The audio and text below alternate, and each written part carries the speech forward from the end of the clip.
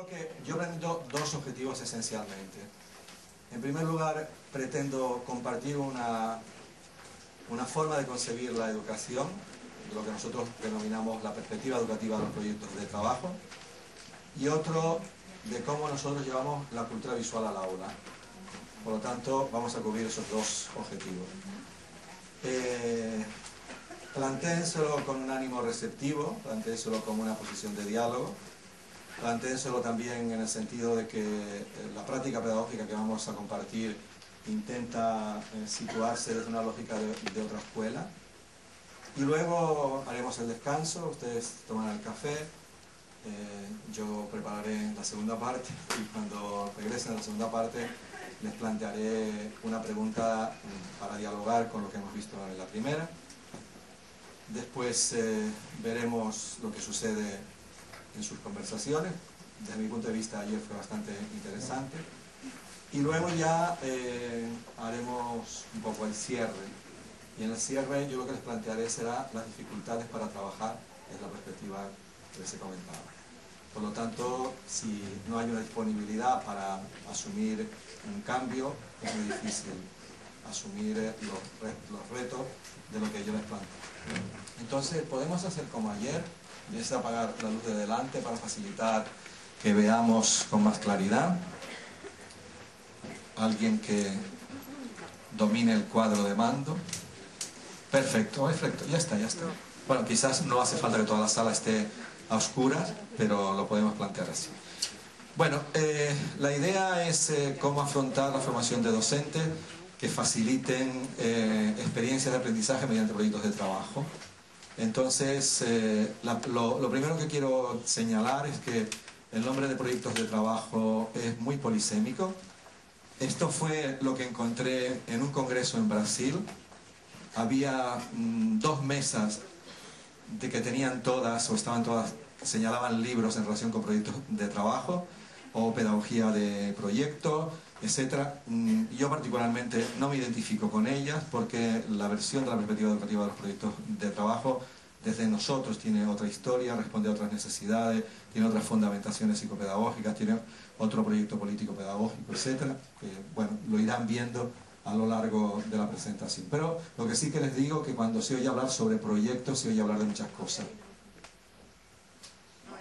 Estaba con eso, con la idea de que la perspectiva educativa de los proyectos de trabajo tiene un recorrido específico que en nosotros comienza en el año 83. Comienza en el año 83 cuando una escuela de Barcelona, una escuela que enseñaba mediante centros de interés, me planteó si era posible enseñar de una manera globalizada a los estudiantes. Dar respuesta a esta pregunta no significó 5 años. Lo que salió de ahí fue un libro que ha tenido mucho éxito, se llama La organización del currículo mediante proyectos de trabajo.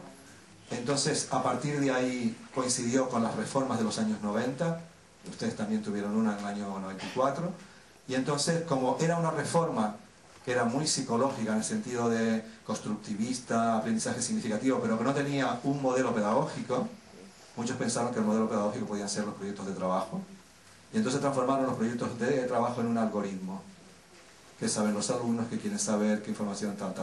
Entonces, con lo cual no tenía nada que ver con lo que nosotros habíamos planteado.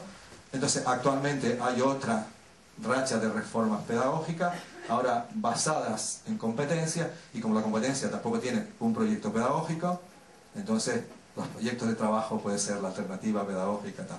Con lo cual, en estos momentos, por ejemplo en España, todo el mundo nos está llamando para hablar de los proyectos de trabajo como alternativa pedagógica, pero todo el mundo lo intenta reducir a una fórmula, y lo que ustedes verán es que no es una fórmula, es una concepción de la escuela, es una concepción de la relación pedagógica, es una concepción del aprendizaje. Por eso hay muchas personas que ganan mucho dinero haciendo libros, pero lo que venden es un producto. Y es un producto además rígido. Por eso nosotros hablamos no de hacer proyectos de trabajo, sino hablamos de la perspectiva educativa de los proyectos de trabajo. Entonces, por eso es conveniente tener presente que en esta concepción no hay receta, o sea, no hay un cómo se hace, porque, como decía una criatura de 5 años, de 6 años a un grupo de futuros maestros y maestras, dice, cuando enseñas por proyectos de trabajo, una cosa que sabrás es que nunca te repites.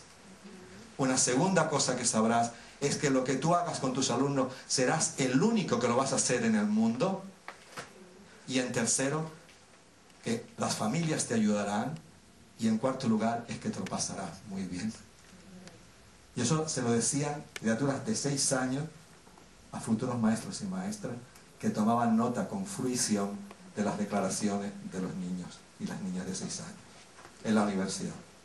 Porque los llevamos a la universidad para que les contasen a los futuros maestros cómo ellos aprendían desde la perspectiva educativa del proyecto de trabajo. Por lo tanto, no hay receta, porque esencialmente es una visión político-pedagógica. Y en segundo lugar, no es una fórmula didáctica, por lo tanto no es paso 1, paso 2, paso 3, es una aventura, es un viaje. Y en tercer lugar, no es un plan inicialmente previsto, aunque como veremos en el ejemplo, sí que hay una planificación. Y en relación con el campo de las artes, este fue el primer proyecto que hicimos. Y ahí ya comienzan a tener una pista. Es por qué los pintores pintan de maneras diferentes. Y eso fue, por lo tanto, un proyecto siempre comienza con una pregunta. Siempre comienza con una pregunta significativa. Esto fue otro proyecto que rompía lo que muchos psicólogos, investigadores sobre la concepción de la historia plantean, que dicen que las criaturas pequeñas no tienen nociones de historia, por lo tanto no se le pueden construir y trabajar con ellos nociones de historia. Yo recuerdo que esto lo comenté con uno de los principales investigadores, que es un inglés, sobre Peter Halley, y él me dijo, dice, la mayoría de los psicólogos que dicen que no se tiene conciencia del tiempo histórico es porque no han trabajado con niños. Y ya asumen que solo son los adolescentes que tienen conciencia del tiempo histórico. Entonces, este fue precisamente un proyecto en el que intentamos comenzar a explorar con las criaturas qué relación hay entre la vida y la obra de Rembrandt, a partir de la exposición sobre grabados que se hizo en la ciudad de Barcelona. Pero lo que me interesa es que ustedes vean, por ejemplo, cómo ya con 6 años comienzan a construir ellos mismos sus mapas conceptuales, cómo ellos comienzan a desarrollar estrategias de ordenación de la información y de conceptualización, que es un elemento fundamental dentro de nuestra perspectiva de trabajo, y además que son capaces de ordenar en una secuencia histórica,